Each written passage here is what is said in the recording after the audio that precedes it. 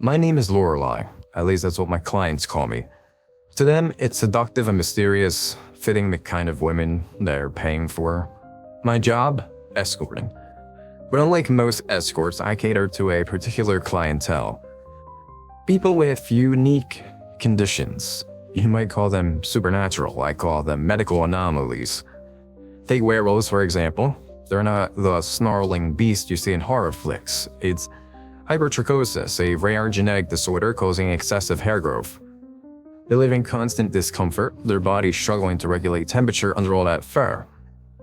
The so-called change is just an extreme endocene response to stress, paired with acute psychosis during full moons.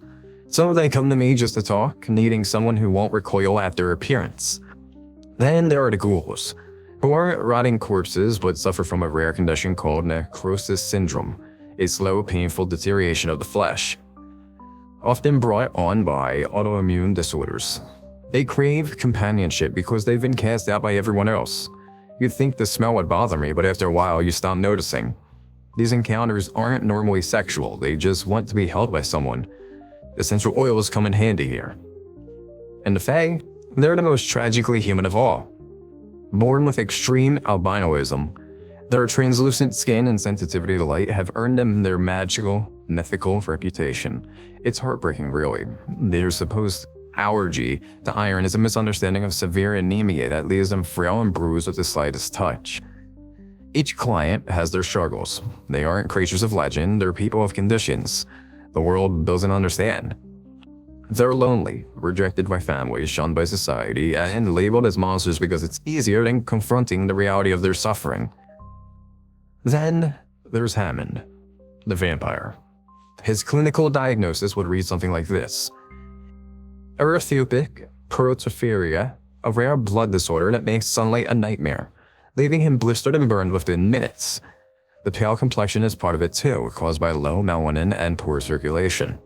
He insists he's a predator, but it's really just his body's inability to produce what it needs.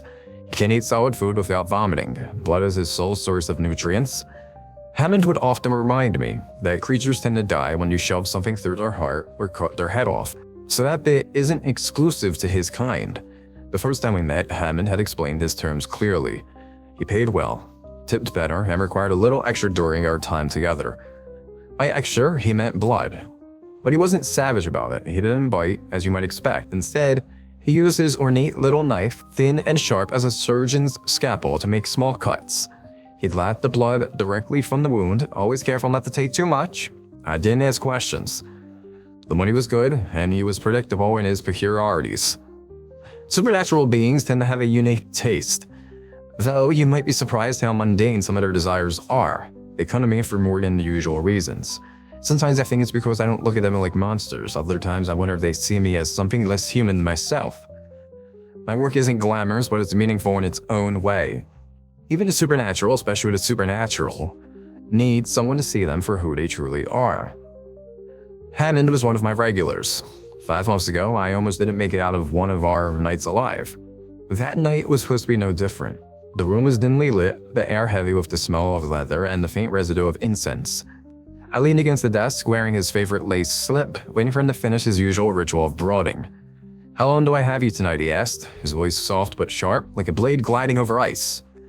"As long as you need," I purred, knowing good and well the cash would be there when we were done. The arrangement proceeded as always. Afterward, he reached for the knife and asked, "May I?" I nodded. It was routine by then. He made a small cut on my arm, just above the vein, and pressed his mouth to it. Drinking slow and deliberate, I watched him, detached. It wasn't intimate, not really. To him, I was a resource, no different from the glasses of wine I left half drunk on the nightstand. But that night, something changed. Hammond's breathing quickened, and his grip on my arm tightened. The usual position of his movements gave way to something erratic. I winced as the blade slipped deeper into my skin, pain flaring where there should have been nothing but the sting of a shallow cut. "Hammond," I said, tugging my arm. He didn't respond. His lips moved faster, pulling at the blood with a desperation I'd never seen in him before. His pupils dilated, the dark of his eyes swallowing the amber glow of the room. "Hammond, stop," I said louder this time. He growled, a deep animalistic sound that made my stomach turn. The knife in his hand trembled as it slipped from the cut on my arm to my shoulder. He pressed harder, and the blade bit into flesh. Pain exploded through me. "Stop," I screamed, shoving at him with everything I had. But he didn't stop. He couldn't. His hunger had taken control, and I was just a bleeding vessel in his grip. He growled again, pinning me against the desk as his lips lashed on the wound, drinking in frantic gulps. I felt my strength draining, the room blurred at the edges, the amber light dimming into shadow. "Please," I whispered, my voice faint. That word "please" seemed to pierce whatever frenzy had taken hold of him. Hammond froze, his lips still of blood, his wide, hungry eyes locking on mine. Slowly, he pulled away, staring at the deep gash he'd left, and the blood soaking my slip. At the lifeless way, I sagged against the desk. "Lorelei," he murmured, his voice trembling. I didn't respond. I couldn't. The darkness crept over me, and the last thing I saw was his horrified face as he scrambled to stop the bleeding he had caused. I woke up hours later in my bed. Someone had stitched the wound and left a bottle of pills on the nightstand. No note, no explanation, just a promise that I wouldn't bleed out. I hadn't seen Hammond since that night. Sometimes I catch myself thinking about him, the monster he tried so hard to suppress but ultimately couldn't control.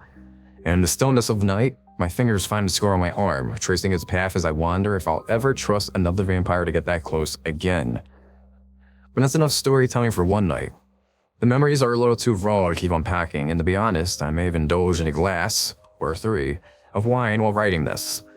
Let's just say I'm too tipsy to keep my thoughts straight. My next client is Ulrich, a ridiculously handsome and absurdly hairy German werewolf. I'm sure his story will be quite the tale to tell, but I'm sober enough to do it justice. Until then, Lorelei.